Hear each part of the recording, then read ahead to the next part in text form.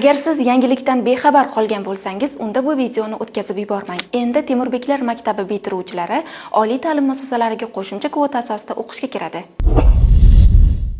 Joriy yil 25-iyul kuni e'lon qilingan Prezident farmoyishiga binoan endilikda davlat oliy ta'lim muassasalariga kirishda to'plagan balliga nisbatan ma'lum miqdordagi qo'shimcha ball beriladigan shakldagi imtiyozga ega abituriyentlar 2024-2025 o'quv yilida tanlagan ta'lim yo'nalishi bo'yicha belgilangan o'tish balli va undan yuqori ball to'plagan taqdirda to'plagan balliga mos ravishda davlat granti yoki to'lov kontrakt asosida qo'shimcha kvota bilan talabalikka tavsiya etiladi. Ya'ni endilikda qo'shimcha ball beriladigan imtiyozlar, xususan Temurbeklar maktabi bitiruvchilari agar o'tish balli uchun yetarli ball to'play olsa, unda ular uchun qo'shimcha kvota ajratiladi. Ular 1 nafar bo'lsa ham, 10 nafar bo'lsa ham alohida kvota asosida o'qishga qabul qilinadi. Agar ball yetarli bo'lsa.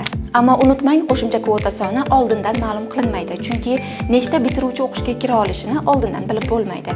Faqatgina mandatdan keyin imtiyozlilarga nechta grant yoki nechta kontrakt ajratilishi aniq bo'ladi. Eng muhimi, endi Temurbeklar maktabi bitiruvchilarining kvotasi alohida. Haftaning eng muhim xabarlari va sohaga doir yangiliklar bilan ijtimoiy tarmoqdagi sahifalarimiz orqali batafsil tanishib boring. Salomat bo'ling.